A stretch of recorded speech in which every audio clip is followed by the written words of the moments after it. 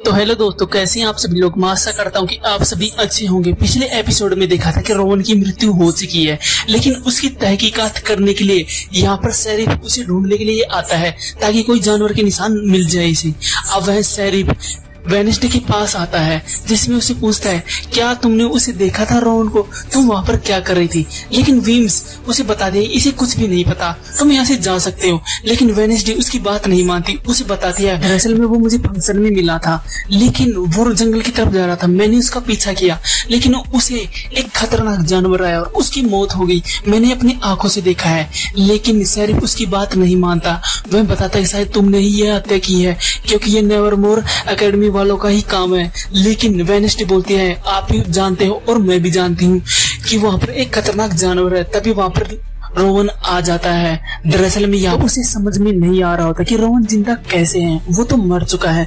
तो आइए इस वेब सीरीज को स्टार्ट करते हैं। कहानी की शुरुआत में वेरली किंगडम्स को दिखाया जाता है। दरअसल में वो इसे बताती है क्या तुमने वहाँ पर कुछ देखा था। लेकिन वो बताती है हाँ मैंने उसे देखा था। लेकिन वो बताती है तुम रोवन का पीछा क्यों कर रही थी, मुझे पता है कि तुम रोवन का पीछा क्यों कर रही थी, शायद उसे तुमने देखा था कि उसकी जान खतरे में है, इसलिए तुमने उसे बता दिया। बेहतर होगा तुम उस पुलिस वाले से दूर रहो, नहीं तो हम सब लोगों की जान खतरे में जा सकती है। अब वह बताती है कि तुम्हारा समय खत्म हो चुका है। किंग बोट यहाँ से मिलने के बाद उसे यहाँ पर आ जाता है। दरअसल में वो बताता है कि कोई तुम्हारी बातों पे विश्वास करे या ना करे, मैं तुम्हारी बातों पर विश्वास करता हूँ क्योंकि तुम यकीन है कि तुमने उसे मरते हुए देखा था, मैं भी इस पर विश्वास करता हूँ। अब इनर को दिखाया जाता है। दरअसल में ये एक फेस्टिवल फंक्शन होता है जो एक गेम की तैयारी कर रही होती है। वहाँ पर वेडनेसडे आ जाती है, उससे बताती है क्या रोवन को तुम जानते हो। लेकिन वो बताती है मुझे रोवन के बारे में कुछ नहीं पता, वो सिर्फ अकेला रहता था, वो किसी से बातें नहीं करता था, जो इसका दोस्त है रूममेट वही तुम्हें उसके बारे में बता सकता है। लेकिन वो इसकी सहायता नहीं करना चाहती, अगर वो इसकी सहायता करेगी तो वो भी इस जाल में फंस जाएगी, बेहतर होगा तुम इसे दूरी रहो। और वही इससे दूरी रहती है।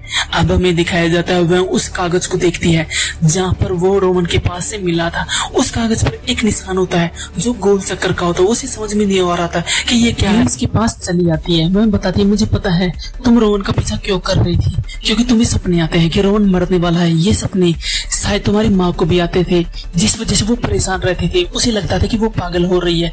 मुझे पता है कि तुम्हें भविष्य में सब कुछ दिखाई देता है।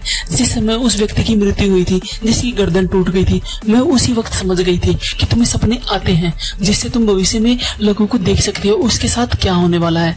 बेहतर होगा तुम भी इस आशा से जूझ रही हो और ये सभी तुम्हारी माँ को बता देना। अब वहाँ पर वो एजेक्स के पास जाती है। दरअसल में यह है रोवन का रूममेट होता है, जिससे मैं बताती है क्या रोवन को तुम जानते हो। वो बताता है कि मुझे नहीं पता, वो सिर्फ अजीब सा है, वो किसी से बातें नहीं करता, वो मुझसे भी बातें नहीं करता, वो सिर्फ अलग का ही मिजाज का है। अब वो यहाँ से उसे ये एक तीर देता है जिससे वो इससे पर निशाना लगाती है और वो यहाँ से चली जाती है। अब वो थिंग को तैयार करती है रोवन की तहकीकात करने के लिए। रोवन के पास चली जाती है और रोवन से पूछती है मुझे पता है कि तुम उसने जानवर को मार दिया था, लेकिन तुम अब जिंदा क्यों हो, क्योंकि तुम मर चुके हो, मुझे पता हो तुम्हारा राज क्या है। वहाँ पर किंग बोट आ जाती है। वो बताती है कि वेडनेसडे तुम इससे बात ना करो तो ही अच्छा है, तुम अपने घर पर जा सकती हो।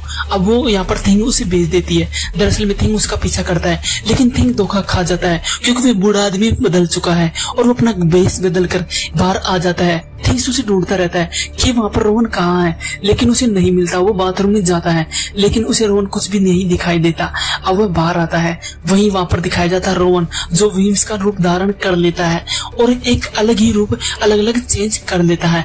टाइलर को दिखाया जाता है। दरअसल में टाइलर जो अपने पिता से कहता है कि तुम्हें जंगल में कुछ भी नहीं मिलेगा, बेहतर होगा आप यहीं पर रहो। लेकिन यहाँ पर शेरिफ उसकी बातें नहीं मानता। वो बताता है कि मुझे पता है कि जंगल में कुछ ना कुछ छिपा हुआ है, शायद मुझे वहाँ पर सबूत मिलेगा और मैं उसे खोजने के लिए वहीं पर जा रहा हूँ और तुम मेरा पीछा मत करना। वो इसे इतना कहकर यहाँ से चला जाता है। दरअसल में टेलर उसकी बात नहीं मानता, टेलर भी उसका पीछा करने लगता है। वहीं अब वो इनर के पास आती है। दरअसल में बताती है कि विम्स मेरी पीछे लगी हुई है, बेहतर होगा तुम मेरे साथ चलो और उसका ध्यान भटका दो। मुझे जंगल में जाना है और रोवन की तहकीकात करनी है कि शायद वो जिंदा कैसे है। लेकिन इनर उसकी बातें नहीं मानती। वो बताते हैं कि अब तुम मेरे आड़ में रोवन को ढूंढना चाहती हो, मैं ये हरकत नहीं कर सकती। लेकिन वो बताती है कि मुझे तुम्हारा साथ चाहिए। अब वो यहाँ पर चली जाती है। दरअसल में उसे बताती है कि मैं तुम्हें वो ट्रॉफी जितवा दूंगी जो मैच करने वाले हैं। अब वो उसे छोड़कर यहाँ से चली जाती है। दरअसल में वो जंगल में जाती है, लेकिन जंगल में शेरिफ उसे दिखाई देता है। टाइलर उसे रोक लेता है कि शेरिफ यहीं पर है। दरअसल में उसको देखने से पहले वो उसे यहाँ से निकाल लेता है। वो बताता है कि मुझे पता था कि तुम यहाँ पर जरूर आओगी, इसलिए मेरे पिताजी तुमको ढूंढने के लिए यहाँ पर आए हैं। अब वहाँ पर रोहन को वो चश्मा मिल जाता है जो यहाँ पर गिरा हुआ है। उसका शक यकीन में बदल जाता है कि रोहन मर चुका है। वहाँ उसे फिर से सपना आता है। दरअसल में जो मूर्ति है वो वेडनेसडे पे गिरा देता है रोहन। वो उसी सपने में देख लेता है और एक बुक भी देख लेती है जो इसमें के अंदर छुपी हुई है। वो रोहन की सबसे फेवरेट बुक होती है। अब वह उस बुक को ढूंढने के लिए लाइब्रेरी में जाती है, शायद उसे बुक मिल जाए। थिंग और वेडनेसडे उस बुक को ढूंढते हैं, लेकिन उसे नहीं मिलता। अब वो टीचर के पास जाती है और वो कागज का पन्ना उसे दिखा देती है कि ये कागज का पन्ना किस किताब से है, और वो उस किताब का नाम बता देती है। वो बताती है कि ये किताब बहुत पुरानी है, शायद ये किताब बनना भी बंद हो गई है, ये सिर्फ लाइब्रेरी में पुराने लैब में पड़ी हुई है। अब वह रोहन के कमरे के अंदर जाती है और उसे तहकीकात करने लगती है। दरअसल में रोहन का दोस्त अपने कमरे में आ जाता है।